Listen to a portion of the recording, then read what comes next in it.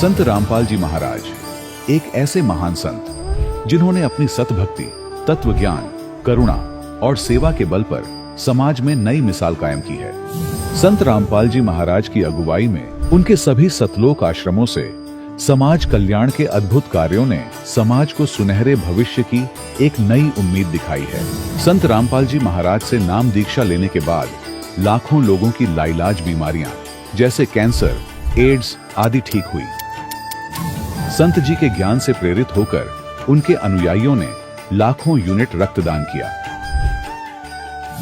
संत जी ने लाखों बहन बेटियों का दहेज मुक्त विवाह करवाया।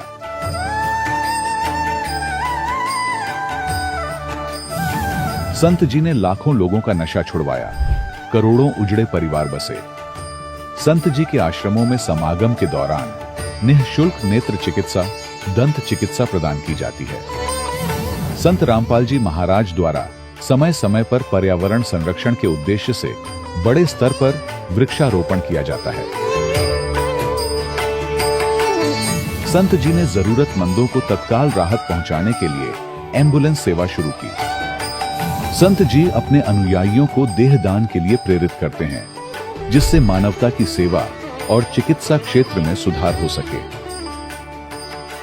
संत रामपाल जी महाराज के सभी आश्रमों में हर रोज निःशुल्क भंडारा आयोजित किया जाता है, जहां हर वर्ग, हर जाति और हर धर्म के लोग एक साथ बैठकर भोजन करते हैं।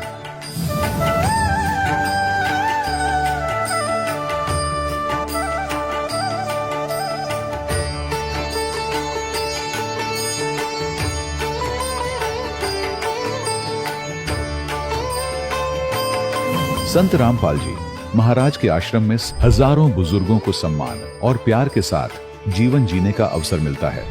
उनके खाने, रहने और स्वास्थ्य की पूरी जिम्मेदारी संत रामपाल जी महाराज उठाते हैं। अनाथ बच्चों के लिए संत रामपाल जी महाराज के सभी आश्रम किसी वरदान से कम नहीं। यहाँ उन्हें शिक्षा, संस्कार और भविष्य के लिए बेहतर अवसर प्रदान किए जाते हैं। चाहे बाढ़ हो, भूकंप या महामारी, संत रामपाल जी महाराज और उनके अनुयायी हमेशा ही जरूरतमंदों के लिए सबसे आगे खड़े रहते हैं। कोविड महामारी के दौरान संत रामपाल जी महाराज के आश्रमों से करोड़ों लोगों के लिए भोजन, दवाइयां और जीवन रक्षक सामग्रियां उपलब्ध कराई गई। चाहे गरीब की मदद हो या किसी शोषित और पीड़ित वर्ग के हक और सम्मान की लड़ाई, संत रामपाल जी महाराज ने हमेशा ही उनकी दबी आवाज को सरकारों तक पहुंचाया है और उन्हें उचित न्याय दिलवाने में अहम भूमिका अदा की है। समाज में आध्यात्मिक और सामाजिक मूल्यों के प्रति जागरूकता लाने में संत रामपाल जी महाराज हर कदम पर मानवता के सच्चे सेवक साबित हुए हैं। संत रामपाल जी महाराज का जीवन हमें सिखाता है कि सच्ची सेवा वही है जो निस्वार्थ भाव से की जाए। आइए हम भी इस महान सेवा के कार्य में इस महान संत से जुड़ें और संत रामपाल जी महाराज से नाम दीक्षा लेकर अपने जीवन को धन्य बनाएं।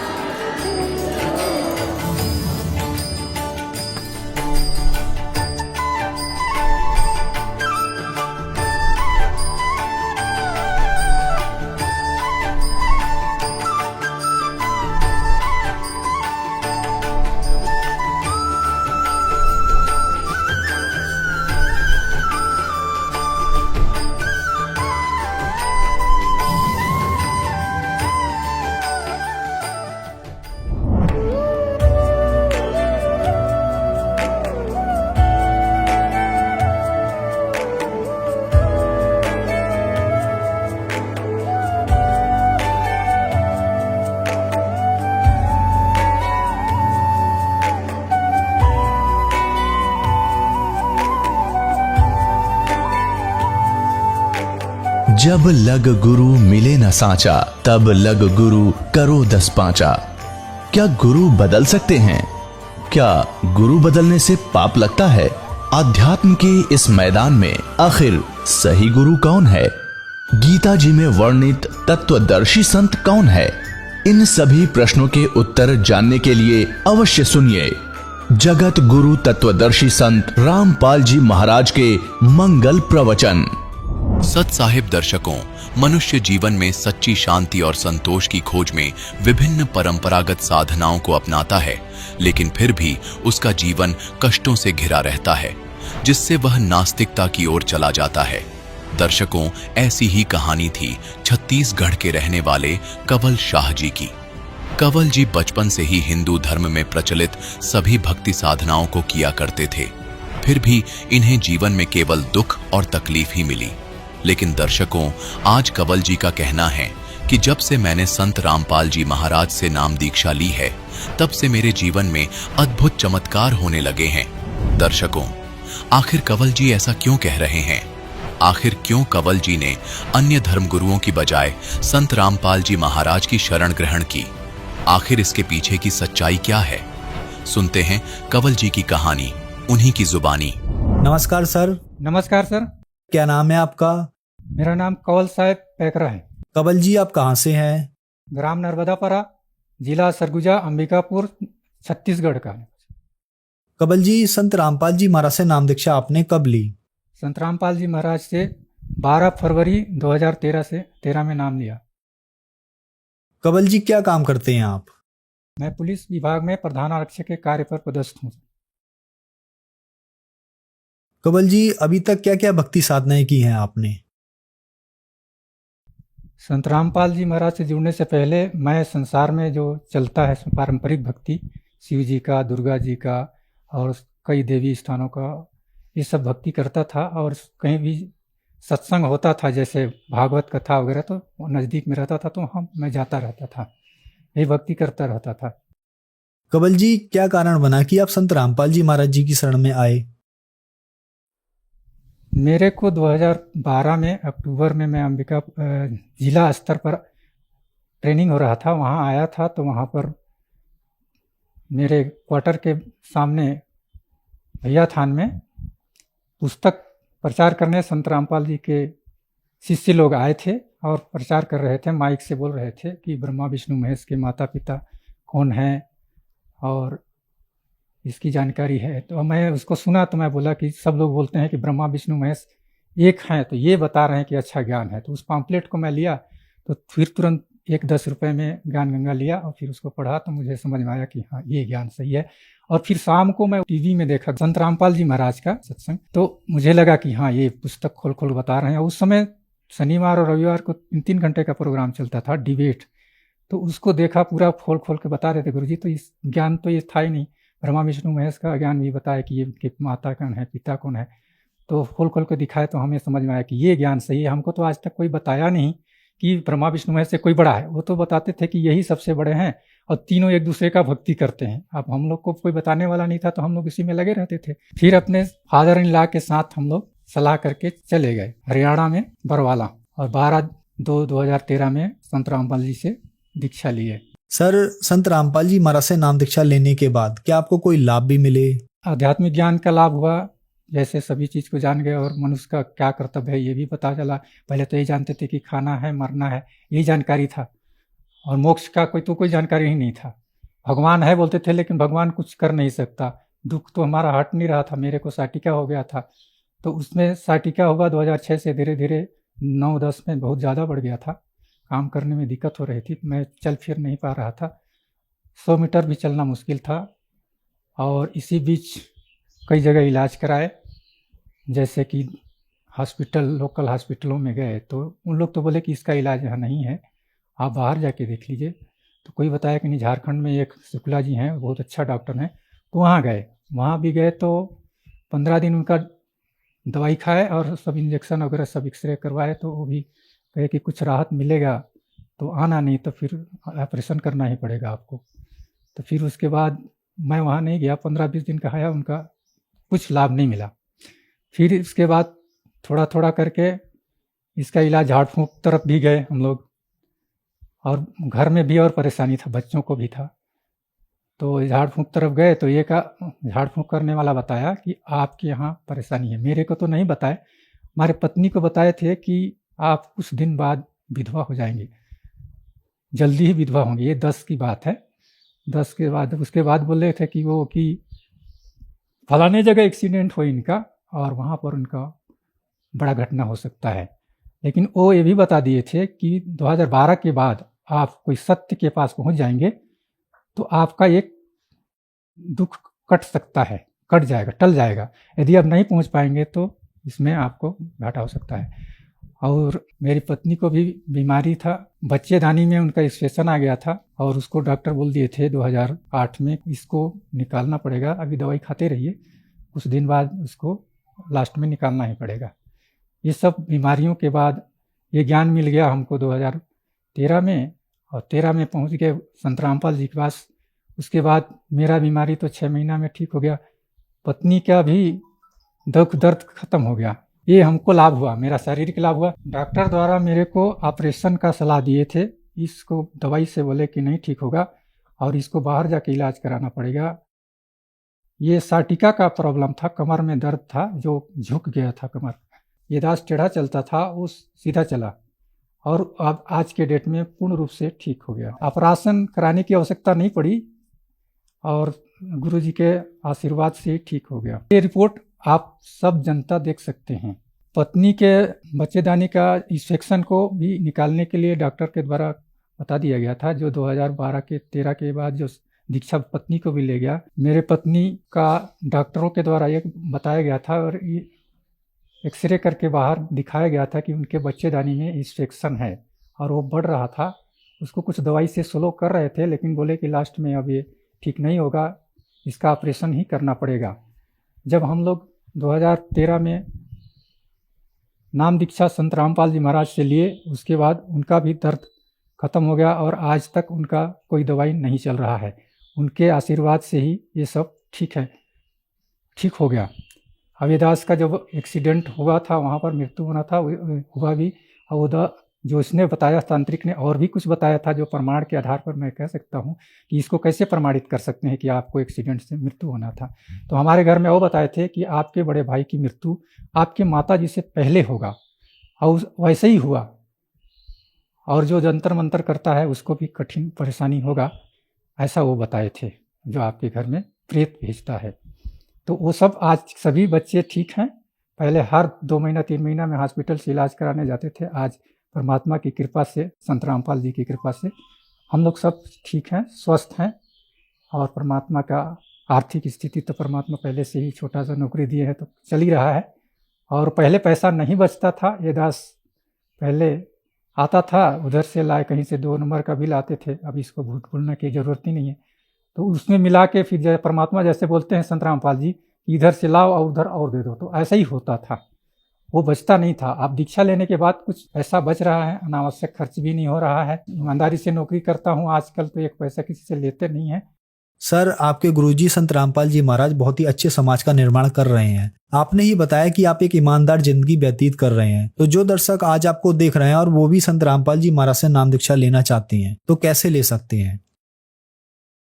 जो दर्शक देख रहे हैं आज टीवी में इस इंटरव्यू को या सत्संग को, नीचे पट्टी है, इसमें नंबर है, उसमें से एक SMS करके ज्ञान गंगा का पुस्तक मंगाएं और पढ़ें और सत्संग सुने और उसको मिलाएं अपने शास्त्रों में और उसको विश्लेषण करें, और उसके बाद अपना ज्ञान के आधार पर फिर से मोबाइल में उनका वो नंबर पूछ लें और नामदान केंद्र नजदीक का बता दिया जाएगा। फिर संत रामपाल जी महाराज से दीक्षा ले लेंगे। धन्यवाद सर। सच्चा है। दर्शकों, अभी आपने सुने संत रामपाल जी महाराज से दीक्षा प्राप्त करके सुखी हुए भक्त के अनुभव। अब देखिए जगत गुरु तत्वदर्शी संत रामपाल जी महाराज के मंगल प्रवचन।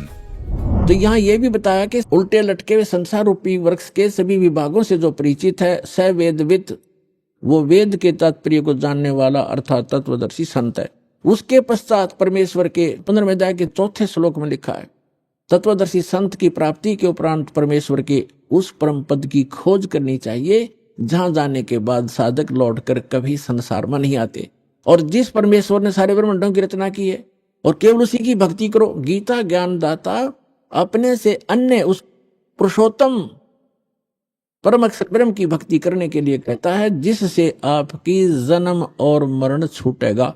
7वें अध्याय के 29वें श्लोक में गीता ज्ञान दाता कहता है कि मेरे इस ज्ञान का जो आश्रय कर लेता है, यानी तत्वदर्शी संत की जो खोज कर लेता है और तत्व ज्ञान से जो परिचित हो जाता है, जरा मरण मोक्षाय माम आश्रित यतंती ये तत्ब्रह्म विदु कृष्णम अध्यात्म कर्मम च अखिलम। इसका अर्थ ये है, गीता ज्ञानदाता कहता है कि मेरे इस ज्ञान को जो आधार मान के तत्वदर्शी संत की खोज कर लेता है, वो व्यक्ति तत्ब्रह्म से और सारे अध्यात्म ज्ञान से और सभी कर्मों से परिचित हैं, जो जरा और मरण से छूटने के लिए ही प्रयत्न करते हैं। जरा माने वृद्ध अवस्था का दुख और मरण माने मृत्यु।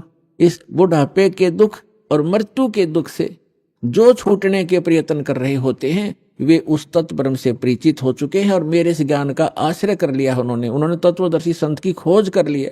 वो तत्ब्रह्म से परिचित हैं, सारे अध्यात्म ज्ञान से परिचित हैं और यहाँ सब कर्मों से परिचित हैं। वो यह संसार की किसी वस्तु की इच्छा नहीं करते, वो केवल जरा माने वृद्धावस्था के दुख से और मरण माने मृत्यु से छूटने का ही प्रयत्न करते हैं। अब श्रीमद् भगवत गीता अध्याय नंबर 8 के श्लोक नंबर 1 में अर्जुन ने पूछा, किम तत्ब्रह्म किम अध्यात्म किम कर्म पुरुषोत्तम। अब गीता ज्ञानदाता तो श्री कृष्ण ने पुरुषोत्तम मान रहा था, जय विष्णु, और ये तो कहता पुरुषोत्तम कोई और है। फिर भी जो ये तो अर्जुन की सोच है, किम पुरुषोत्तम। अब यहां अर्जुन ने पूछा कि वो तत्ब्रह्म क्या है, वो कौन है जिसके जानने के बाद केवल जरा और मरण से छूटने का ही प्राणी प्रयत्न करता है साधक, और कोई वस्तु की डिमांड इस लोक की नहीं करता। इसका भाव ये है। अब गीता ज्ञानदाता गीता अध्याय नंबर 8 के श्लोक नंबर 3 में कहता वो परम अक्षर ब्रह्म है, यानी गीता ज्ञानदाता से अन्य है। इसलिए 8वें अध्याय के 5 और 7 श्लोक में गीता ज्ञानदाता कहता मेरी भक्ति कर, युद्ध भी कर और मुझ में आस्था रख, भावत रह, मुझे प्राप्त होगा। अपना मंत्र बताता 8वें अध्याय के 13वें श्लोक में, ओम इति एकाक्षरम ब्रह्म व्यवहारण माम अनुस्मरण यह प्रियाति तजंदेहम सयाति परमाम गतिम। मुझ ब्रह्म का केवल एक ओम अक्षर है, नथिंग एल्स, इसके अतिरिक्त कुछ नहीं। उच्चारण करके सिमरण करता हुआ यह प्रियाति तजंदेहम, जो शरीर छोड़कर जाता है, सयाति परमाम गतिम, वो ओम से मिलने वाली परम गति को प्राप्त होता है। ओम से क्या प्राप्ति होती है? ब्रह्मलोक मिलता है, क्योंकि यह ब्रह्म का मंत्र है। और गीता अध्याय नंबर 8 के श्लोक नंबर 16 में कहा है कि ब्रह्मलोक पर्यंत ये सभी लोक पुनरावर्ती में, उनके वहां जाने के बाद भी लौटकर जन्म मृत्यु में प्राणी आते। ये वो स्थान नहीं है जहां जाने के बाद साधक फिर लौटकर कभी नहीं आते। 15वें अध्याय के जो 4थे श्लोक में कहा है। तो इस ब्रह्म की साधना करने से ब्रह्मलोक प्राप्त होता है। ब्रह्मलोक में गए हुए प्राणी भी पुनर्वर्ती में होते हैं, जन्म मृत्यु होता है। इसलिए 18वें अध्याय के 62वें श्लोक में कहता अर्जुन, तू सर्वभाव से उस परमेश्वर की शरण में जा, उसकी कृपा से ही तू परम शांति और सनातन परम धाम को प्राप्त होगा, उस परमेश्वर की ही कृपा से। और उसका मंत्र बता दिया 17वें अध्याय के 23वें श्लोक में कि ओम तत् सत इति निर्देश है ब्रह्मण त्रिविध समर्थ। ब्रह्मण माने सच्चिदानंद घन ब्रह्म, यानी परम अक्षर ब्रह्म के प्राप्ति का, उस लोक की प्राप्ति का, जहां जाने के बाद साधक फिर लौटकर कभी संसार में नहीं आते, उसके वो मंत्र है ओम तत् सत। अपना तो गीता ज्ञानदाता ने 8वें अध्याय के 13वें श्लोक में बता ही दिया कि मुझ ब्रह्म का केवल लोक में वो मंत्र है। ये तो इनकम्प्लीट साधना है, ब्रह्म तक की है, जन्म मृत्यु सदा बनी रहेगी, वो शाश्वत स्थान प्राप्त नहीं हो सकता, वो सुख प्राप्त नहीं हो सकता। अब बताया है उस सच्चिदानंद घन ब्रह्म की साधना करने से शाश्वत स्थान, शाश्वत माने जहां जिसका कभी अंत नहीं होता, अविनाशी लोक, हम उसको सत्यलोक कहते हैं, अमरलोक कहते हैं। सत्यलोक की प्राप्ति होती है। तो उसका मंत्र है ओम तत्सत। ओम तो सरपुरुष का, इस ब्रह्म का, और तत् जो है ये अक्षर पुरुष का साधना मंत्र है। तत् ये सांकेतिक है, तत् नहीं, ये अन्य मंत्र है, ये कोड वर्ड है, सांकेतिक शब्द है। और सत ये परम अक्षर ब्रह्म का साधना मंत्र है, वो कोड वर्ड है। ओम तत्सत ये शब्द नहीं है, ये मंत्र नहीं है, ये अन्य मंत्र हैं जो इस विश्व में दास के पास उपलब्ध है और किसी के पास नहीं है। यदि इस दास से वो मंत्र प्राप्त करके कोई स्वयंभू संत बनकर ये प्रदान करता है वो अपना जीवन नाश कर रहा है, और जिनको वो नाम दे रहा है वो अधिकारी नहीं है। जैसे अनअधिकारी से बनवाया हुआ लाइसेंस या पासपोर्ट समय पर धोखा देगा और दंडित होना पड़ेगा, तो उस व्यक्ति को ऐसा समझ लेना, यदि कोई ऐसा जालिम व्यक्ति ऐसे जागरूक समय में भी ये प्रयत्न कर रहा हो, तो उसको भी प्रार्थना करना कि अपना जीवन नाश ना करे। भगवान का द्रोही है तू, और इन जीवों का नाश मत कर, काल के दूत का काम मत कर। और वो नहीं माने तो अन्य भाई बहनों को जरूर बताने की चेष्टा करना, झगड़ा नहीं करना, क्योंकि ये मार्ग झगड़े का नहीं है। हमारा फर्ज है बताने का, समझाने का, और ना माने कुएं में पड़े। तो परमात्मा फिर कहते हैं कि जानबूझ साची तजय करे झूठ तने, ताकि संगत है प्रभु सोपन में बिना दे। और फिर परमात्मा कहते हैं कर दीपक कुआ पड़े फिर काहे की कुसलात।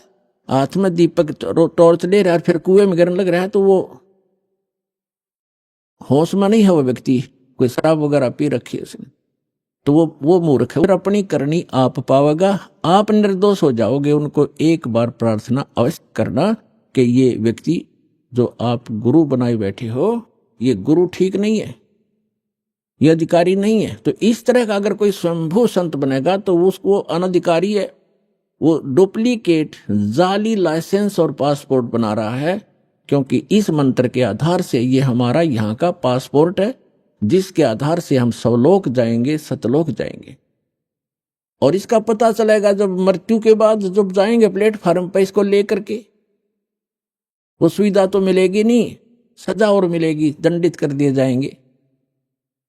तो जो प्रसंग चल रहा है हम उसी पर आते हैं कि उस सच्चिदानंद घन ब्रह्म के पाने का इस 3 मंत्र के जाप का प्रावधान है, निर्देश है, डायरेक्शन है, नथिंग एल्स। निर्देश माने फाइनल फैसला है, आदेश भी और निर्देश यानी ये दिशा भी दे दी। अब उस परमात्मा की भक्ति से पूर्ण मोक्ष होगा और शाश्वत स्थान प्राप्त होगा, जहां जाने के बाद साधक फिर लौटकर कभी संसार में नहीं आते। अब जो प्रसंग चला था कि 7वें अध्याय के 18वें मंत्र में गीता ज्ञान दाता कहता है, वैसे तो ये प्रकरण चलता है 7वें अध्याय के प्रथम मंत्र से ही, और उसमें कहता है गीता ज्ञान दाता कि अर्जुन मैं तुझे ऐसा ज्ञान सुनाऊंगा जिसके जानने के बाद कुछ भी जानना शेष नहीं रहेगा। तो गीता अध्याय नंबर 7 के श्लोक नंबर 12 से लेकर 15 तक स्पष्ट कर दिया है, इन तीनों गुण रजगुण ब्रह्मा, सतगुण विष्णु, तमगुण शिव जी की जो साधना करते हैं वो राक्षस स्वभाव को धारण किए हुए मनुष्यों में नीच दूषित कर्म करने वाले मूर्ख हैं। अपने आत्माओं ये दास नहीं कह रहा, अपने सदग्रंथ और इनमें लिखा इतिहास कह रहा है। तीनों गुण रजगुण ब्रह्मा, सतगुण विष्णु, तमगुण शिव जी हैं। ये बहुत बार प्रमाणित भी किया। श्री मद देवी भागवत सचित्र मोटा टाइप 3रा स्कंद 123 पृष्ठ गीता प्रेस गोरखपुर से प्रकाशित में पढ़ सकते हैं, जिसमें स्वयं विष्णु जी स्वीकार करते हैं अपनी माता की स्तुति करते हुए कि तुम शुद्ध स्वरूपा हो, ये सारा संसार तुम्ही से उद्भासित हो रहा है। मैं ब्रह्मा और शंकर यानी विष्णु जी कह रहे हम तीनों नासवान हैं, हमारी जन्म मृत्यु होती है, तुम ही नित्य हो। फिर भगवान शंकर कहते हैं कि यदि ब्रह्मा जी आपके पुत्र हैं तो मैं भी आपका पुत्र हूं, मैं तमोगुण हूं, तीनों गुणों से उत्पन्न हम ब्रह्मा विष्णु महेश, रजगुण ब्रह्मा, सतगुण विष्णु, तमगुण शिव जी केवल नियमित कार्य ही करते हैं। और मार्कंडेय पुराण गीता प्रेस गोरखपुर से प्रकाशित सचित्र मोटा टाइप के 123 पृष्ठ पर कहा है, मार्कंडेय जी बता रहे हैं कि यही 3 देवता हैं और यही 3 गुण हैं, और ये ब्रह्म की प्रधान शक्तियां हैं। ब्रह्म माने सरपुरुष इस काल की ये प्रधान शक्तियां हैं, ये तीनों इसके मंत्रियां हैं, और यही 3 देवता हैं, यही 3 गुण हैं, रजगुण ब्रह्मा, सतगुण विष्णु, तमगुण शिव जी। मुंबई से प्रकाशित है खेमराज श्री कृष्णदास प्रकाशन मुंबई से, उसके 3रे स्कंद में लिखा है, शंकर भगवान खुद कहते हैं कि यदि आप हमारे ऊपर दया युक्त हैं, हे माता मुझे तमोगुण क्यों बना दिया, विष्णु जी को सतोगुण क्यों बना दिया, ब्रह्मा जी को रजोगुण क्यों बना दिया। इति सिद्धम रजगुण ब्रह्मा, सतगुण विष्णु, तमगुण शिव जी है। तो श्रीमद् भगवत गीता अध्याय नंबर 7 के श्लोक 12 से लेकर 15 का निष्कर्ष ये है कि गीता ज्ञानदाता ये सरपुरुष है, ब्रह्म है, और ये कह रहा है कि इन तीनों गुणों रजगुण ब्रह्मा, सतगुण विष्णु, तमगुण शिव जी की जो साधना करते हैं, इनको इष्ट रूप में पूजते हैं, ये राक्षस स्वभाव को धारण किए हुए मनुष्यों में नीच दूषित कर्म करने वाले मूर्ख, ये मुझे नहीं भजते, यानी ब्रह्म साधना भी नहीं करते। अब यहां थोड़ा सा निष्कर्ष देना पड़ेगा कि तीनों गुणों के उपासक यानी ब्रह्मा जी, विष्णु जी, शिव जी के उपासकों को राक्षस स्वभाव का क्यों कहा, दूषित यानी बुरे कर्म करने वाला, मूर्ख और नीच क्यों कहा? जैसे रजगुण ब्रह्मा की साधना की थी, पूजा की थी हिरण्यकशिपु ने, और ऐसा दुर्बुद्धि प्राणी स्वयंभू भगवान बन गया, अपने पुत्र प्रहलाद का शत्रु बन गया, ऐसे कैर ढाई उस प्यारी आत्मा पर कुत्ते वाली मौत मारा गया, असुर स्वभाव राक्षस कहलाया। कहते हिरणाकुश छाती तड़वाई और ब्राह्मण बाणा कर्म कसाई।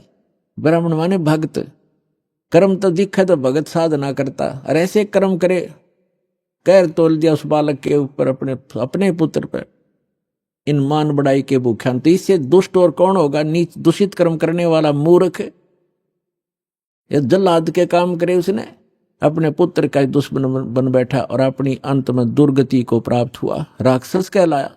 कहते हिरणाकुश छाती तुड़वाई और ब्राह्मण बाणा और कर्म कसाई। फिर भगवान तमोगुण शिव की पूजा की थी रावण ने, और किस संज्ञा को प्राप्त हुआ खूब आपको पता है। और कैसे दूषित कर्म किया, एक पर नारी को उठा लाना सूरवीर का काम होता है, दुर्भावना से, और कैसे जुल्म करने चाहे, अंत में कुत्ते वाली मौत मरा और राक्षस कहलाया, जो तमोगुण भगवान शंकर का उपासक था। एक भस्मागिरी नाम का शिव का उपासक, तमोगुण शिव का साधक, अंदर में दोष लिए हुए भगवान शिव के महल के सामने कैलाश पर्वत पर चिरासन पर 12 वर्ष तक तपस्या करता रहा, हठ योग करता रहा। उसने वहां पर धरना दे दिया। एक दिन पार्वती जी ने कहा कि जी आप तो महादेवों के देव हैं, महापुरुष हो, आपके घर में किस वस्तु की कमी है, क्या मांगता है आपका पुजारी, इसको देव और फारिग करो।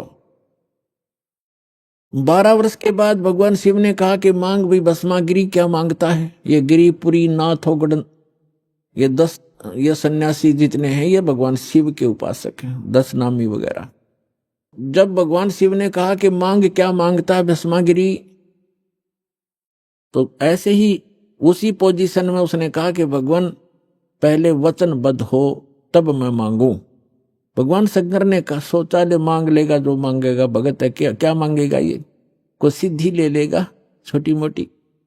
तो उसने कहा ठीक है भाई मैं वचनबद्ध हो गया। भगवान शिव ने कहा तो भस्मागिरी खड़ा हो गया और कहा अपना भस्म कंडा मुझे दे दो, जो हाथ में भगवान शिव ने पहन रखा था। उस कड़े में ऐसी शक्ति थी कि जिसके सिर पर ऐसे करके भस्म बोल दिया तो वो ऑटोमेटिक उसको फूंक देता था, उस वचन से ही वो अपना काम करता था। इस बात का ज्ञान था उस भस्मागिरी ने। और भस्मागिरी क्या दूषित सोच लेकर साधना कर रहा था कि इस कड़े को प्राप्त करके भगवान शिव को मार दूंगा और पार्वती को अपनी पत्नी बनाऊंगा। ऐसी दुष्ट सोच लेकर के वो साधना कर रहा था। और हम भगवान शंकर को अंतर्यामी कहा करते थे। वो ये भी नहीं सोच सका कि ये दुष्ट क्या सोच लिए बैठा है, तो अंतर्यामी भी नहीं थे वो, और अविनाशी भी नहीं थे भगवान शंकर। अभी बताता हूं। अब भगवान शिव ने वो भस्म कड़ा दे दिया क्योंकि वचनबद्ध हो गए थे। और भगवान शिव ने सोचा जंगल में रहता है, साधु संत है, राक्षसों से बचने के लिए लिया होगा। ज्यों ही भस्मागिरी के हाथ में भस्म कड़ा आया, उसने तुरंत तेवर बदल लिए और ऐसे अभद्र आकृति बनाकर कहने लगा कि होले शिव होशियार, तुझे मारूंगा, पार्वती को अपनी पत्नी बनाऊंगा, मेरा यही उद्देश्य था। आज मैं सक्सेस हुआ। यूं कह करके जो ही भगवान शिव की तरफ वो चला तो भगवान शिव ने वहां से खखाठा दिया, यानी बहुत तेज स्पीड से दौड़ा। आगे आगे भगवान और पीछे पीछे पुजारी। पुण्यात्माओं, अब गीता अध्याय नंबर 7 के श्लोक नंबर 12 से 15 में इनको ये संज्ञा दी गई है कि राक्षस स्वभाव को धारण किए मनुष्यों में नीच दूषित कर्म करने वाले मूर्ख। अब इससे दुष्ट कर्म और क्या होगा? जिसको इष्ट रूप में पूज रहा उसकी पत्नी पर बदनीयत है उस व्यक्ति की, अपनी मां के ऊपर बुरी नजर किए हुए वो पापी आत्मा भस्मा गिरी। तो फिर वो भगवान शिव भाग रहे हैं। देखो, भगवान शिव अविनाशी भी नहीं थे। अगर अविनाशी होते तो भागते ही नहीं, उस शस्त्र ने काम करना ही नहीं था। तो ये अविनाशी भी नहीं थे, अविनाशी थे कबीर परमात्मा। उनका सुनाएंगे कथाएं, उनको तलवारों से काट दिया फिर भी नहीं कटे, बहुत बुरा हाल किया, हर तरफ जमुना में डाल दिए, गंगा में, वहां नहीं मरे, और भी बहुत प्रहार किए। परमात्मा जो कहते हो रहे, क्योंकि वह अविनाशी हैं। तो स्वयं परमात्मा आते हैं जब इनके ऊपर आपत्ति आती है, क्योंकि ये भी उसी परम पिता के बच्चे हैं। भगवान स्वयं पूर्ण परमात्मा पार्वती रूप बनाकर भस्मागिरी के सामने प्रकट हो गए, एक वृक्ष के नीचे खड़े हो गए। भस्मागिरी पीछे भाग रहा था अपना उद्देश्य पूर्ति के लिए कि पहले शिव जी ने मारूंगा, जब वह मेरा काम शुरू होगा पार्वती से फिर मिलूंगा। तो पार्वती सामने खड़ी है, उसने कहा कि डट जा महात्मा जी, आजा 2 मिनट बैठो। अब वो तो उद्देश्य ये लेकर चल रहा था, उन्हें सोचा चल ठीक है 2 बात कर लेते हैं पहले ही। तो उसने कहा कि आप रुक जाओ। भस्मागिरी ने कहा कि पहले ना उसने मार का हूं मैं। तो पार्वती रूप में परमात्मा ने कहा कि वो तो आपके निकट आएगा ही नहीं, 100 किलोमीटर से शिव नहीं डटेगा, अब नहीं रुकेगा, आप खड़े हो जाओ। तो भस्मागिरी रुक गया। तो वहां भगवान ने पार्वती रूप में कहा कि कुछ डांस डूंस करके दिखा ताकि मैं प्रसन्न हूं तेरे से। तो भस्मागिरी ने कहा कि मैं डांस नहीं जानता हूं, नाचना नहीं आता है, क्योंकि मैं साधु संत फकीर हूं, मैंने कभी ऐसा डांस सीखा नहीं। तो पार्वती रूप में परमात्मा ने कहा ला मैं सिखाती हूँ, इस हाथ को ऐसे कर, इसको ऐसे कर, इस पैर को ऐसे करो, ऐसे कर। वो तो पागल मस्त हो लिया था बकवादों में, वह जैसे कह रहे हैं वैसे करें। जब सिर पा लिया ना वो कड़े वाला हाथ, जब कह दिया भस्म वही मर गया, भस्म हो गया, राख होगी इसकी, जल गया। कड़े को लेकर विष्णु रूप धारण करके खुद पूर्ण परमात्मा भगवान शंकर के पास पहुंचे। शंकर जी ने कहा कि भाग ले विष्णु, आ जा जल्दी। भगवान विष्णु ने कहा कि रुक जा, जिस भय से आप भाग रहे हो वो मैंने नाश कर दिया है, भस्मागिरी को मैंने भस्म कर दिया है गंडत नाच नचा के, और देख ये कड़ा मेरे पास है। तब भगवान शिव कुछ रुके और कहा कहाँ जलाया आपने? उस राख को देख लिया जब दिल की धड़कन शांत हुई, उस शंकर भगवान की भस्मागिरी की राख को देख करके अपने आत्मा। उसके बाद वो भस्मा असुर कहलाया, राक्षस। तो ये बताया है कि ये राक्षस स्वभाव को धारण किए हुए मनुष्यों में नीच दूषित कर्म करने वाले त्रिगुण उपासक, रजगुण ब्रह्मा सतगुण विष्णु तम गुण शिव जी के उपासक। गीता ज्ञानदाता कहता है मेरी भक्ति भी ना करते, यानी ब्रह्म साधना भी नहीं करते, और इनको कोई समझाना चाहे तो दुश्मन बन जाते हैं उसी के। अब रह गया तीसरा, वैष्णव उपासक। विष्णु जी के उपासकों का एक उदाहरण देते हैं। कुंभ का मेला भरा था। कुंभ का एक ऐसा संयोग हर की पैड़ी हरिद्वार में और गंगा नदी के किनारे संयोग हुआ। उस कुंभ के पर्व में पर भी का कोई समय निर्धारित किया जाता है। उस निर्धारित समय में स्नान करना होता है, वो 1 घंटे की या आध घंटे की ही होती है, या 2 घंटे का समय होता है। ये सभी अब वहां जाकर के जहां पर भी लगती है, जिस भी सरोवर में, उस समय वो हर की पैड़ी हरिद्वार में लगी हुई थी। तो सभी जैसे गिरी अलग पुरी न्यारे, नागा अलग से, कनपाड़े अलग, नाथ न्यारे, वैष्णु अलग से, सन्यासी अलग से, दशनामी अलग से, ये वहां अपने अपनी जमात में, अपने ग्रुप में, समूह में पहुंच जाते हैं। इन सब का एक ओवरऑल मुखिया होता है, उसकी अगुवाई में ये सब पीछे पीछे चलते हैं। वो स्नान करने वाले स्थान की तरफ प्रस्थान कर देते। तो जो पर भी लगनी थी, सबसे पहले ये नागा व्यक्ति जो बिल्कुल नगर रहते साधु, वो पहुंच गए गंगा के ऊपर हर की पैड़ी पे स्नानार्थ। तो जो ही ये सब हर पैड़ियों पर छा गए, तो उसी समय पीछे से सतोगुण विष्णु के उपासक वैष्णु संत आ गए वहां पर। उन्होंने कहा कि ए नागाओ, पहले स्नान हम करेंगे, आप पीछे आओ, हम श्रेष्ठ हैं और हम सतोगुण विष्णु जी के उपासक हैं, हम प्रथम स्नान करेंगे। अब नागाओं ने कहा कि नहीं, हम सर्वश्रेष्ठ हैं, हम त्यागी और बैरागी हैं, हम वस्त्र भी धारण नहीं करते हैं, हम निवस्त्र रहते हैं, नि इच्छा हैं, हम सर्वश्रेष्ठ हैं, हम प्रथम स्नान करेंगे। इस बात पर वैष्णव ने फिर दोबारा उनको व्यंग कर दिया और करड़ी ढंग से धमका दिया कि तुम काहे के श्रेष्ठ हो, तुम टट्टी के हाथ भी नहीं धोते, सड़फड़ पशु की तरह नंगे फिरते हो, राख लपेटे रखते हो, काहे के श्रेष्ठ हो, तुम पीछे आओ, प्रथम हम स्नान करें। इसी बात पर वैष्णु साधु जो विष्णु जी सतोगुण उपासक और नागा शंकर भगवान के तमोगुण उपासक, इन दोनों का युद्ध हो गया। भगवान भूल गए, अर की पैड़ी कहें कि भगवान की पैड़ी, भगवान भूल गए, स्नान और पर भी भूल गए, एक मान बढ़ाई, अपना नीच वृत्ति ही याद रखी, नीच स्वभाव याद रहा।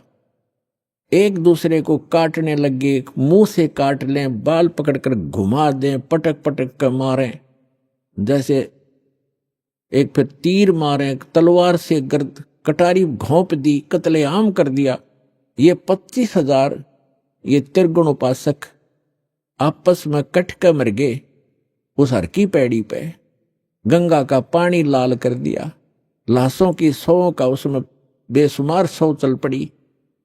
अब यहां उस सूक्ष्म वेद में सच्चिदानंद घन ब्रह्म की वाणी में परमात्मा ने कहा कि तीर तुपक तलवार कटारी और जमधड़ जोर बधावे हैं, हर पैड़ी हर हेत नहीं जाण्या, वहां जा कर्द चलावे हैं और काटे शीस नहीं दिल करुणा, ये जग में साध को आवे हैं, और जो जन इनके दर्शन को जावे उनको भी नरक पठावे, कि वह गुट्टी उन्हें पावेंगे, जो इनके शेष बनेंगे ये शिक्षा उनको देंगे, काटो मरो, काय के लिए, एक मान बढ़ाई के लिए, नहाने के लिए। अरे एक जन साधारण भी कोई नहा रहे हो, 10 20 50 100 भक्त, आम व्यक्ति भी, और वहां कोई व्यक्ति आजा भाई मैं भी नहा लूं, अकाजा आप भी नहा लो, स्थान दे देते हैं। तो आम व्यक्ति से भी गिरा हुआ इनका विचारधारा, इनका जो शिष्टाचार, और इनको तुम संत मानते हो, ये त्रिगुण उपासकों के बारे में सूक्ष्म वेद में कहा है। अभी आपने सुने संत रामपाल जी महाराज के मंगल प्रवचन। आइए अब सुनते हैं संत रामपाल जी महाराज से नाम दीक्षा लेकर सतभक्ति करके अद्भुत लाभ प्राप्त करने वाले अनुयायी के विचार। दर्शकों, इंसान सभी पारंपरिक भक्ति साधनाएं करता है और हर वो रास्ता अपनाता है जो उसके धर्म में बताया जाता है, लेकिन फिर भी अक्सर उसे बीमारियां घेर लेती हैं। दर्शकों, ऐसा इसलिए होता है क्योंकि वह शास्त्र विधि को त्याग कर मनमाना आचरण कर रहा होता है। दर्शकों, ऐसी ही कहानी थी हिमाचल प्रदेश की रहने वाली निशा धीमान जी की। निशा जी ने सच्ची भक्ति की खोज में वर्षों तक मंदिरों और गुरुद्वारों में माथा टेका तथा अनेकों मंत्रों का जाप किया, लेकिन फिर भी इन्हें जीवन में न तो शारीरिक सुख मिला और न ही मानसिक शांति। लेकिन दर्शकों, आज निशा जी का कहना है कि जब से मैंने संत रामपाल जी महाराज से नाम दीक्षा ली है, तब से मेरी जिंदगी पूरी तरह से बदल गई है। दर्शकों, आखिर निशा जी संत रामपाल जी महाराज को भगवान क्यों बता रही हैं? आखिर इसके पीछे की सच्चाई क्या है?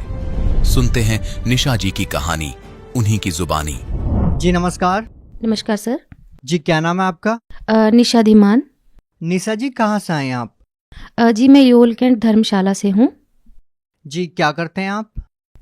जी मैं एक टीचर हूँ, प्राइवेट स्कूल में जॉब करती हूँ। क्या क्वालिफिकेशन है आपकी? जी मैंने बीएड किया हुआ है, एमए इंग्लिश है, एमफिल है, पीजीडीसीए और एमएससी आईटीपी किया हुआ है, और अभी रिसेंटली मैं पीएचडी के लिए तैयारी कर रही हूँ।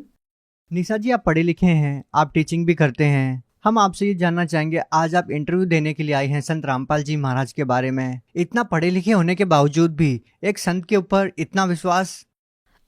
सर बात ऐसी है कि हमारा जो किताबी ज्ञान है वो तो कुछ हमें बताता है, जो ऐसा ज्ञान देता है कि हमें एक रोज़गार का साधन मिल सके, लेकिन जो हमारा आध्यात्मिक ज्ञान है वो आध्यात्मिक ज्ञान हमें मोक्ष की ओर ले जाता है। तो संत रामपाल जी महाराज जी एक ऐसे संत हैं इस वर्तमान समय में जो हमें मोक्ष का सही मार्ग बता रहे हैं।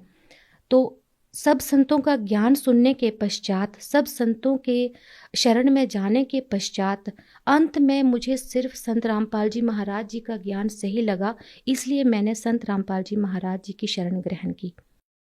आपने संत रामपाल जी महाराज से पहले और किसको गुरु बनाया जिनसे आपने पहले नाम दीक्षा ली हो?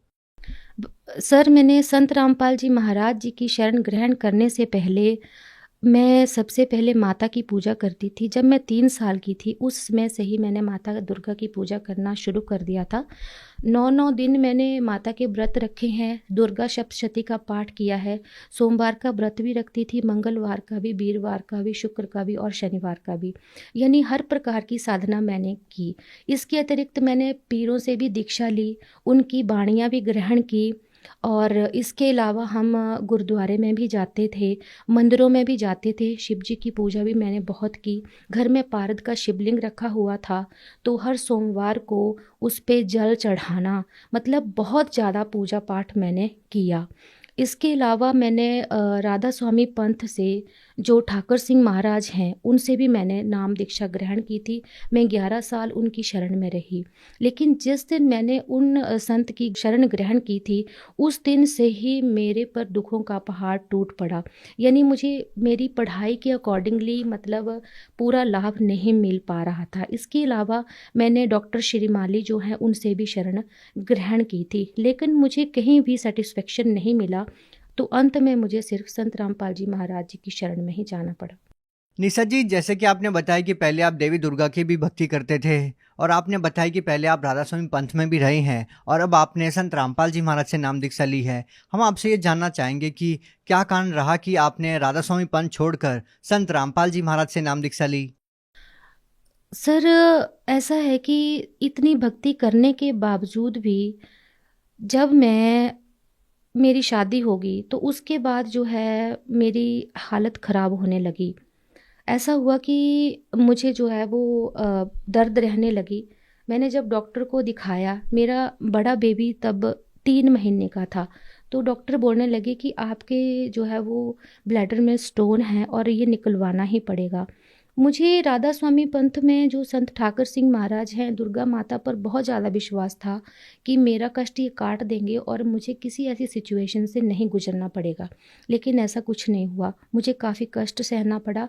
जब बेबी मेरा बड़े वाला बेटा 3 मंथ का था उस टाइम मेरा ऑपरेशन हुआ। हालांकि उससे 3 महीने पहले मेरा सिजेरियन हुआ था। 3 महीने के बाद मेरा गॉल ब्लैडर जो है वो रिमूव कर दिया गया। उसके ठीक 1 साल बाद मेरी किडनी में स्टोन था, तो डॉक्टर ने बोला कि आपका किडनी जो है वो ख़राब हो चुका है, और मैं स्टाम्प पेपर पे लिख के देता हूँ कि दुनिया की कोई भी ताकत जो है वो आपकी किडनी को ठीक नहीं कर सकती है। लेकिन मैंने बोला ठीक है, अब जो भी होगा वो देखा जाएगा। तो डॉक्टर ने जो है वो डीजे स्टंटिंग करी, स्टंट डाला मेरे किडनी में, क्योंकि दोनों किडनी में स्टोन था। जैसे तैसे करके उन्होंने रिमूव किया, फिर भी वो थक्का जैसा वो किडनी में जमा ही रहा। चलो वो भी हो गया, जैसे तैसे टाइम निकाल लिया। उसके 2 साल बाद फिर से मुझे जो है वो दर्द पड़ी। मैंने फिर से चेकअप करवाया। डॉक्टर बोलते कि सेम कंडीशन, हमें समझ नहीं आ रहा ये काला का सा जो ब्लैक जैसा थक्का जमा हुआ है ये क्या है। तो फिर ब्लड, मेरे को यूरिन में बहुत ज़्यादा ब्लड आता था और बैठना मुश्किल हो जाता था, तो ब्लड क्लॉट्स आते थे। फिर बहुत ज़्यादा क्रिटिकल कंडीशन थी, यानी मेरी हालत इतनी ख़राब हो गई थी, मैं धीरे धीरे जो है वो डिप्रेशन की ओर जो थी वो बढ़ रही थी। और इसके अलावा जो था वो मुझे सांस की भी प्रॉब्लम रहने लगी। सांस भी मेरी बैठे बैठे रुक जाती थी। एक बार क्या हुआ, हमने सुबह ब्रेकफास्ट किया सारी फैमिली ने, और मैं बैठी थी और मेरा सांस रुक गया एकदम से। तो उस टाइम जो है मुझे रियलाइज़ हुआ कि सभी पूरी फैमिली मेम्बर्स मेरे पास में बैठे हुए हैं, लेकिन मुझे कोई मेरी हेल्प कर नहीं सकता इस टाइम, क्योंकि एक सांस की कीमत जो है वो मुझे उस टाइम जो है वो समझ आई।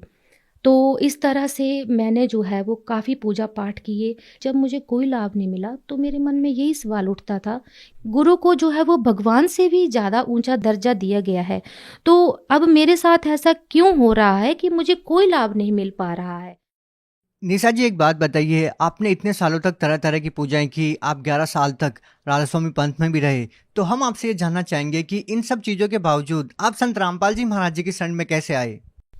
भगत जी, मैं एमफिल कर रही थी जब मेरा डेजर्टेशन का काम पूरा चला हुआ था, तो उस टाइम जो है मुझे फ़ीवर आया। फ़ीवर इतना आया कि मेरी कंडीशन बहुत ज़्यादा ख़राब हो गई। मैं जो है उस प्रोजेक्ट को कंप्लीट करने में बहुत ज़्यादा असमर्थ हो गई। तो हमारे एक फैमिली मेंबर हैं, मेरे चाचा जी, उन्होंने मुझे जो है ज्ञान गंगा बुक दी। मुझे उसे पढ़कर काफ़ी अच्छा लगा और मुझे लगा कि यही सही ज्ञान है। इस तरह से मैंने 10 फरवरी 2014 को संत रामपाल जी महाराज जी की शरण ग्रहण की। निशा जी, आप एक पढ़े लिखे इंसान हैं और आपने संत रामपाल जी महाराज जी का ज्ञान सुना, उसके बाद आपने उनसे नाम दीक्षा ली। देखिए, संत रामपाल जी महाराज के बारे में ये कहा जाता है कि वो देव देवताओं की भक्ति छुड़वाते हैं। आपने संत रामपाल जी महाराज जी के सत्संग सुने, उनकी पुस्तकें पढ़ी, उसके बाद नाम दीक्षा ली, तो क्या वाकई में संत रामपाल जी महाराज देव देवताओं की भक्ति छुड़वाते हैं? क्योंकि भगत जी, संत रामपाल जी महाराज जी का ज्ञान ग्रहण करने के पश्चात ये मुझे पूरी तरह से पता चल चुका था कि जिन देवी देवताओं की मैं पूजा आज तक करती रही, उनकी पूजा करने से तो मुझे कोई लाभ भी नहीं मिला। वो जो है वो मेरा कष्ट नहीं काट सकते थे। इवन दुर्गा माता ने भी मुझे एक बार खुद आके बता दिया था कि मैं कर्म के लेख को नहीं काट सकती हूँ। इसके लिए आपको जो है वो किसी तत्वदर्शी संत के पास ही जाना पड़ेगा, वो ही आपके कष्ट को काट सकते हैं। और इस तरह से जितने साल तक मैं राधा स्वामी पंथ में रही, उनका सत्संग सुनते थे, वो हमेशा यही बताते थे कि कर्म का भोग जो है वो भोगना ही पड़ेगा। और इसके अलावा अनेक देवी देवताओं की पूजा भी करते थे, तो उनकी पूजा करने से भी हमें कोई लाभ नहीं मिलता था, हमें कर्म का भोग जो है वो भोगना ही पड़ता था। संत रामपाल जी महाराज जी ने वेदों को खोल के बताया कि जो पूर्ण परमात्मा कबीर साहिब हैं, वो हमारे 3 ताप को और कर्मों के जो पाप हैं हमारे, उनको काट सकते हैं। तब हमें संत रामपाल जी महाराज जी पर भरोसा हुआ और हमने उनसे नाम दीक्षा लेकर उनकी शरण ग्रहण की। निशा जी, जैसा कि आपने बताया कि आप बचपन से ही देवी दुर्गा की भक्ति करते थे और उसके बावजूद भी आपके दुखों का निवारण नहीं हुआ और भी आपको बहुत सारे कष्ट देखने को मिले, तो फिर आपने 11 साल तक राधा स्वामी पंथ में रहकर भक्ति की। तो हम आपसे अब ये जानना चाहेंगे, जब आपने संत रामपाल जी महाराज जी से नाम दीक्षा ली, तो आपको जो रोग थे, आपकी किडनी में जो प्रॉब्लम थी, क्या संत रामपाल जी महाराज से नाम दीक्षा लेने के बाद आपके सारे दुख दर्द ठीक हुए? सबसे पहला लाभ तो मुझे ये मिला कि किडनी में जो मुझे स्टोन थे, उनसे मुझे निजात मिली। पिछले साल ही मुझे डॉक्टर ने बोला कि आपको 12.5 mm की पथरी है। मैंने परमात्मा के चरणों में अरदास लगाई, संत रामपाल जी महाराज जी के चरणों में अरदास लगाई कि मुझे ऐसी ऐसी प्रॉब्लम है। डॉक्टर ने मुझे बोला कि आप या तो PGI चले जाइए या तो आप IGMC चले जाइए।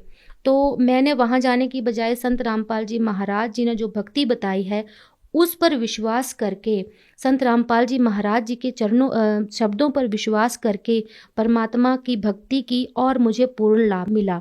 तो निशा जी, आपकी किडनी में जो पथरी थी वो कैसे ठीक हुई?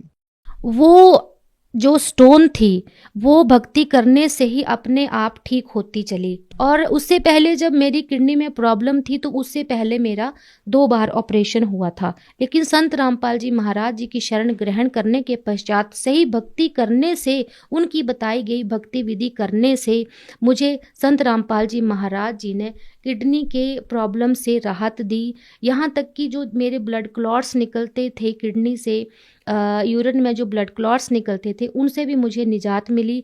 संत रामपाल जी महाराज जी की शरण में आने के पश्चात मेरी सालों की पुरानी बीमारी, कोलाइटिस जैसी बीमारी, किडनी की बीमारी, अस्थमा की बीमारी, फिर जो डिप्रेशन की बीमारी है, माइग्रेन की बीमारी है, इन सभी बीमारियों से मुझे राहत मिली है। तो इस तरह से मुझे संत रामपाल जी महाराज जी की शरण में आने के बाद बहुत सारे लाभ हुए हैं। सर, एक बार क्या हुआ कि वो शाम के टाइम में आरती कर रही थी, हस्बैंड भी सोए हुए थे और बच्चे भी आराम कर रहे थे। जो मेरे सास ससुर हैं वो भी घर पर नहीं थे। तो मैंने क्या किया कि मैंने बोला सब्जी बना लेती हूँ पहले, उसके बाद मैं जो है संध्या आरती करूँगी। मैं गैस बंद करना भूल गई। फिर मैं संध्या आरती करने बैठ गई तो कम से कम 35 मिनट जो है वो 35 से 38 मिनट संध्या आरती में लग ही जाते हैं। मैं बैठी रही आराम से। जब संध्या आरती ख़त्म होने वाली थी तो मुझे एकदम से याद आया कि मैंने तो सब्जी रखी है गैस पर चढ़ा के और वो तो जल जाएगी आज। हे परमात्मा, आज मैं कैसे खाना खिलाऊंगी घर वालों को, और आज तो मतलब ये जल गई, अब मैं क्या बनाऊंगी। परमात्मा, अब मैं आपकी शरण में हूँ, अब मैं बैठी हूँ, अब आप ही सब कुछ करेंगे। तो कुछ देर बाद क्या हुआ कि किचन में जैसे बर्तनों की आवाज़ आने लगी। जैसे कुकर में सब्जी डाली थी तो उसको कोई हिला रहा है, ऐसा मुझे लगा। तो मैं थोड़ी देर के लिए डर गई। मैंने बोला पता नहीं क्या चीज़ है, और बस 2 मिनट के लिए ये चीज़ हुई और उसके बाद जो है वो कोई आवाज़ नहीं हुई। तब तक संध्या आरती भी ख़त्म हो गई। मैं उठ के रूम्स में गई, सारा चेक किया कि अभी हस्बैंड उठ गए होंगे या बड़ा बेटा उठ गया होगा, शायद उन्होंने किया होगा। तो वो आराम से सो रहे थे और इसके अलावा घर में कोई भी नहीं था।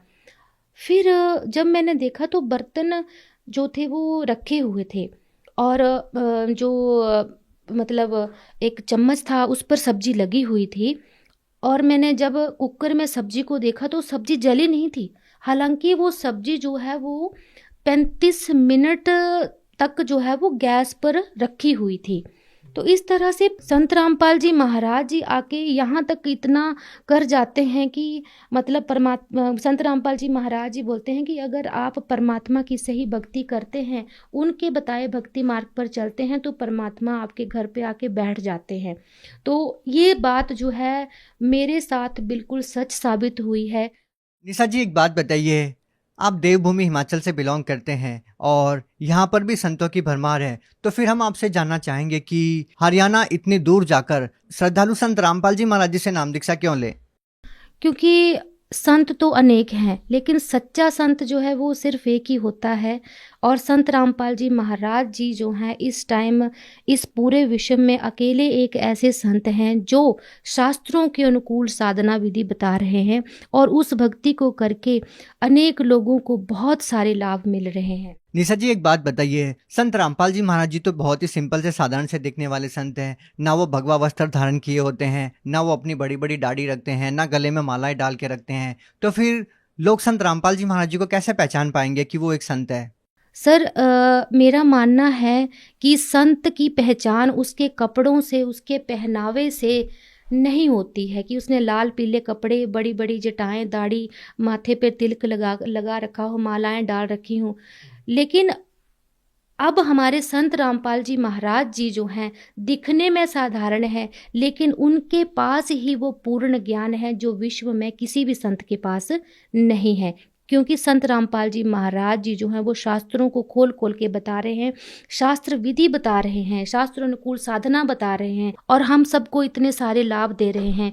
तो इस वजह से हम जो है अन्य संतों की शरण में जाने की बजाय संत रामपाल जी महाराज जी की शरण में ही जाएं, ताकि हमें पूर्ण लाभ मिल सके और सबसे बड़ा हमें मोक्ष मिल सके। आप भगत समाज को क्या संदेश देना चाहते हैं? भगत समाज को मैं यही संदेश देना चाहती हूँ कि आप सभी संत रामपाल जी महाराज जी की शरण में आइए और उनकी शरण ग्रहण कीजिए, because Sant Rampal ji Maharaj is the only saint in the whole world who is telling the true path of salvation. इनके अलावा और कोई भी संत जो है वो शास्त्र विरुद्ध साधना दे रहे हैं। इसके अलावा सर मैं आपको एक और बात बताना चाहती हूँ। मेरी दादी जी 60 साल से राधा स्वामी पंथ से जुड़ी हुई थी, तो उनको लगभग 25 साल तक खून की उल्टी होती रही। जिस दिन वो राधा स्वामी पंथ में गई थी दीक्षा ग्रहण करने, उस दिन से ही उनको ये उल्टी खून की शुरू हो गई थी। तो 25 साल तक तो मैंने भी देखा है कि उनको खून की उल्टी होती रही है। लेकिन जैसे ही संत रामपाल जी महाराज जी की शरण में हम गए, उस दिन हम 400 किलोमीटर का सफ़र तय करके बरवाला गए, तो हम देखकर हैरान थे कि उनको कोई उल्टी नहीं हुई। वो बिल्कुल ठीक ठाक संत रामपाल जी महाराज जी के शरण में पहुंची, वहाँ पे नाम दीक्षा ग्रहण की और उसी दिन हम 400 किलोमीटर वापस आए। तो हम इस चमत्कार को देखकर हैरान थे कि जिनको इतने सालों से खून की उल्टी हो रही है वो आज बिल्कुल तंदुरुस्त हैं और घर में आके सबसे ज़्यादा एक्टिव वही थे। तो आप सभी से यही निवेदन है कि आप सभी संत रामपाल जी महाराज जी को समझो कि ये कोई आम इंसान नहीं है, ये खुद पूर्ण परमात्मा है, क्योंकि पूर्ण परमात्मा ही हमें घोर कष्ट से मुक्ति दिला सकते हैं। इस तरह से मैं यही कहना चाहती हूँ, सर्व समाज से यही निवेदन है मेरा कि संत रामपाल जी महाराज जी की शरण ग्रहण कीजिए और अपना कल्याण करवाइए। जी बहुत बहुत धन्यवाद। नमस्कार जी। संत रामपाल जी महाराज एक ऐसे महान संत जिन्होंने अपनी सतभक्ति, तत्व ज्ञान, करुणा और सेवा के बल पर समाज में नई मिसाल कायम की है। संत रामपाल जी महाराज की अगुवाई में उनके सभी सतलोक आश्रमों से समाज कल्याण के अद्भुत कार्यों ने समाज को सुनहरे भविष्य की एक नई उम्मीद दिखाई है। संत रामपाल जी महाराज से नाम दीक्षा लेने के बाद लाखों लोगों की लाइलाज बीमारियां जैसे कैंसर, एड्स आदि ठीक हुई। संत जी के ज्ञान से प्रेरित होकर उनके अनुयायियों ने लाखों यूनिट रक्तदान किया। संत जी ने लाखों बहन बेटियों का दहेज मुक्त विवाह करवाया।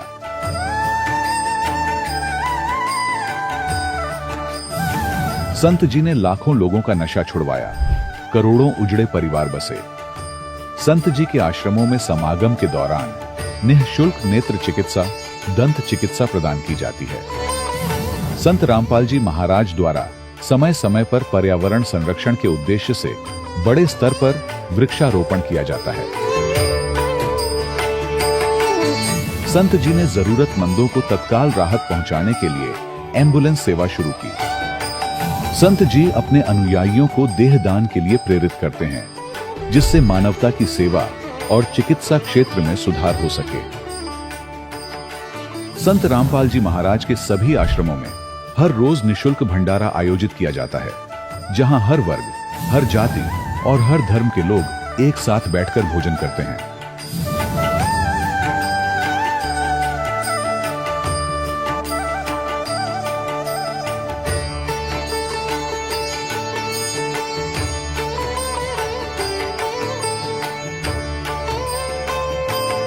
संत रामपाल जी महाराज के आश्रम में हजारों बुजुर्गों को सम्मान और प्यार के साथ जीवन जीने का अवसर मिलता है।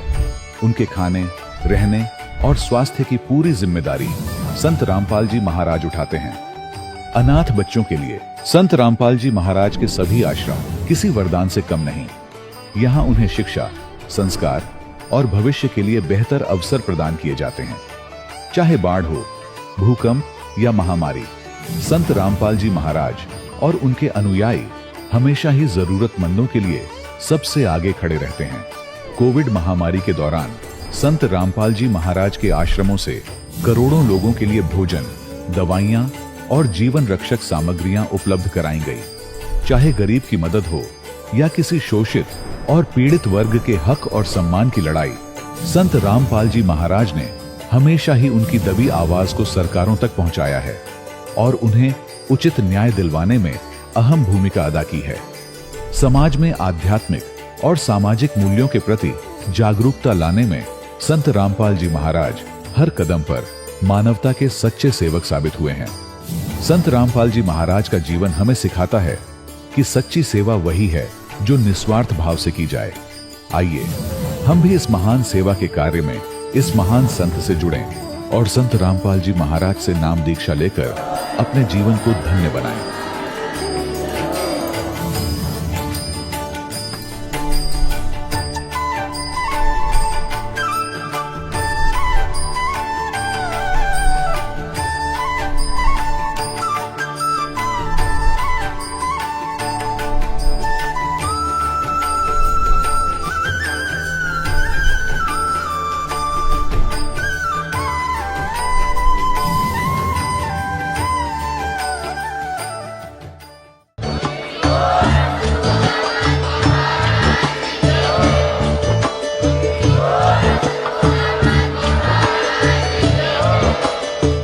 सुन रहे थे जगत गुरु तत्वदर्शी संत रामपाल जी महाराज जी के मंगल प्रवचन। अधिक जानकारी के लिए विजिट कीजिए हमारी वेबसाइट www.jagatgururampalji.org।